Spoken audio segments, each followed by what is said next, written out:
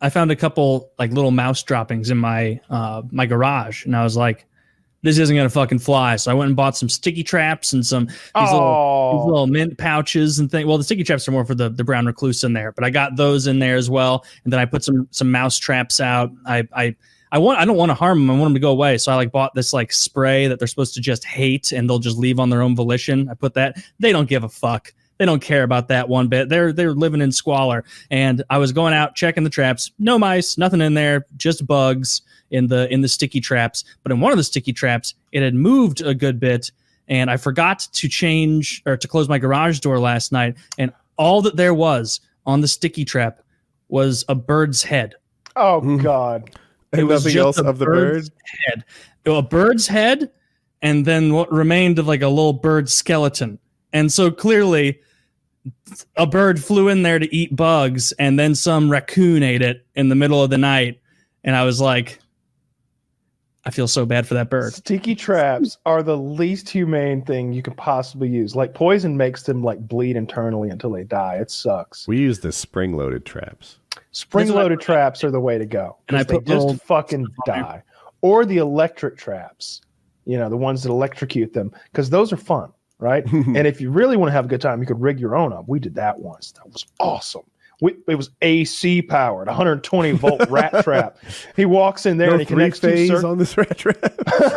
We had plans to do that, but but it kept like setting the whole thing on fire. Like when we took the arc welder and we were able to like hot wire it into one of the traps. But whenever we would stick something in there to connect the circuit, the whole thing would start smoking and then burst into flames, and we couldn't have that. But the way it worked is like when he walked in there, he connected these two metal points trying to get to the food. You got food at one end, 2 points, you know, positive, negative. And when he walks through, he closes the circuit and it's just, really, it just goes pop and he's just fucking dead. And that's the most humane way to do it. But also, I feel like a lot of mice aren't going to, they're dead like instantly. Right? Yeah, they were. The spring-loaded traps are. Have you used a spring-loaded trap? It sounds like maybe you haven't. I've set them up. Nothing's been caught yet. All right, so we use a spring-loaded. We bait it with peanut butter, and it's super effective. We just see them the next morning, and what happens is they don't stand on the trap. Like if you don't know any better, like I pictured them standing on all the contraption. No. They go up, they put their head on where the food is, and then the spring comes and it crushes their skull and they're dead in an instant. Mm-hmm. Yeah. Well, the internet said peanut butter was like the ultimate way to go with that. And so far, no dice. I'm going to have to reapply peanut butter. So you've got to like really get it mushed in there so they have a hard time getting it all out.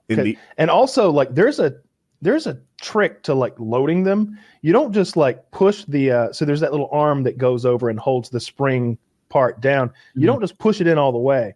You want to make it a hair trigger. You want to just barely latch it, because the thing that's setting it off is this little 1 ounce mouse, right? So like, he's able to get in there and get all the peanut butter. I need to go check that then, because I bet that's what I did wrong. I bet I like ham-handedly, secured it too much, because it was just a cheap little thing I got at Home Depot, like just little Vector or Victor, whatever the brand is, like just basic bitch stuff. It's like 8 for $2. Kitty was hearing footsteps in her attic. And that's spooky. Yeah, right.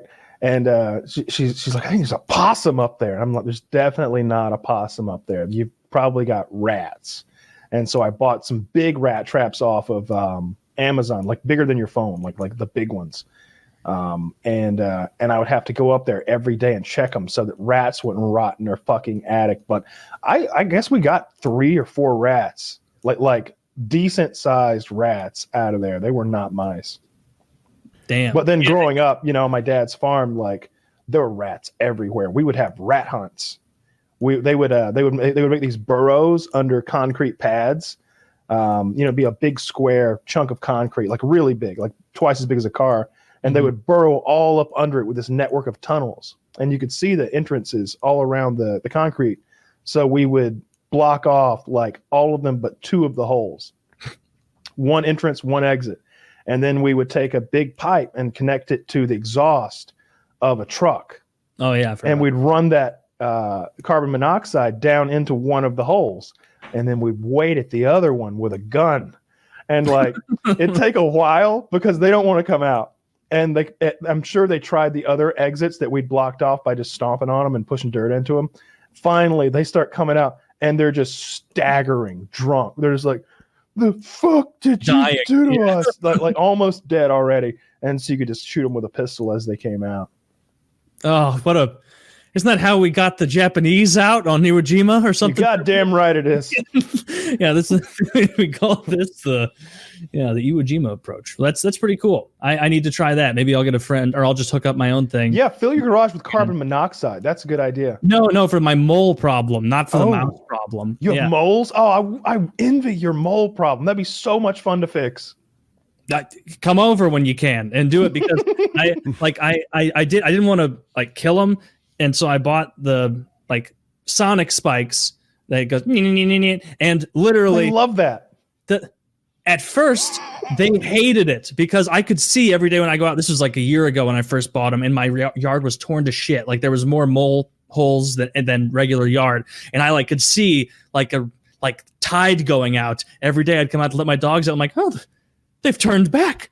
They're retreating back into the woods, into my neighbors' yards. Everything was hunky-dory for a couple months. Then it turns out they stopped giving a fuck about those little things, and they come back. And so what I'm doing now is taking just pellet poison, digging out the little area so you can put it in there, and then just drop poison pellets in. And then reclose What's your idea, Kyle? Depends if you want to be effective or fun. You know what? Let's have fun with it. Yeah. Do you have access to a acetylene gas? I can find it. Kyle is a slow learner. This is how you nearly lost a hand. That is both things you just said are true. So I remember the slow learning thing is because of exposure to acetylene gas. If you had some acetylene gas, what I would do is pump acetylene gas into the holes and then ignite it from afar. You don't want to be anywhere near it. Actually, this is going to blow your yard up. This is going to blow your whole yard up. And I got neighbors. What about that? Well, they can come too. You know the expanding foam. They were having a gopher burn. You guys want to come over?